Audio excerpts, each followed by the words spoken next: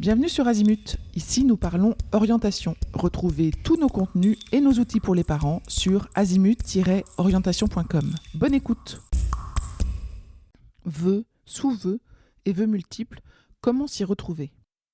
Dès le début de la phase d'inscription Parcoursup, d'habitude mi-janvier, les élèves de terminale ainsi que les étudiants en réorientation disposeront d'une période dédiée pour formuler leur choix d'orientation.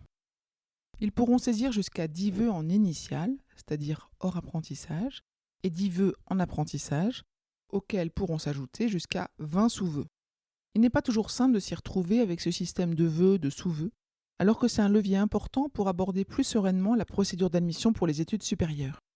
Voyons les caractéristiques d'un vœu et des sous-vœux.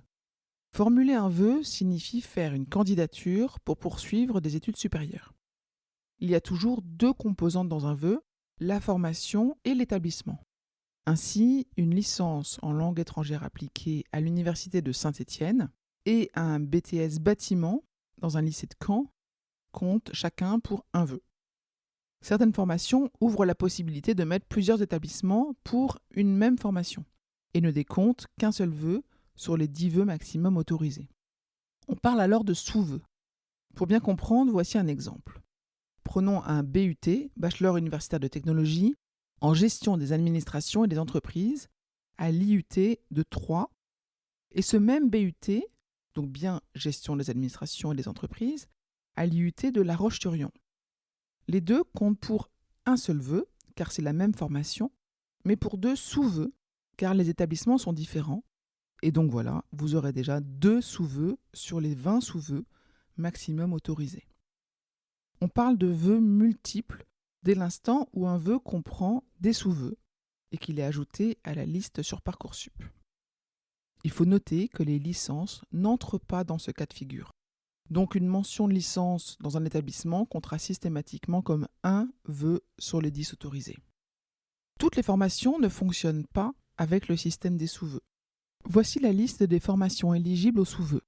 Les BTS, brevet de technicien supérieur, les BUT, Bachelor universitaire de technologie, le DNMAD, Diplôme national des métiers d'art et du design, le DCG, Diplôme de comptabilité et de gestion, les CPGE, classes préparatoires aux grandes écoles, les EFTS, les établissements de formation en travail social, et les DNA, Diplôme national d'art.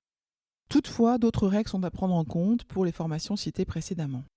En effet, un candidat ne pourra mettre que 10 sous-vœux pour une même mention de formation. Par exemple, dans une liste de vœux, un lycéen qui déciderait de mettre une CPGE, donc une prépa, PCSI, ne pourra mettre que 10 établissements maximum. Ça comptera alors pour un vœu et 10 sous-vœux. Voyons la notion de vœux en regroupement. Parce que certaines formations limitent le nombre de vœux similaires qu'une liste de vœux peut contenir sur Parcoursup. C'est le cas des IFSI, les instituts de formation en soins infirmiers, et les instituts d'orthophonie, d'orthopsie et d'audioprothèse qui fonctionnent en groupement dans Parcoursup. Les établissements sont regroupés à l'échelle d'un même CHU ou d'une même zone académique.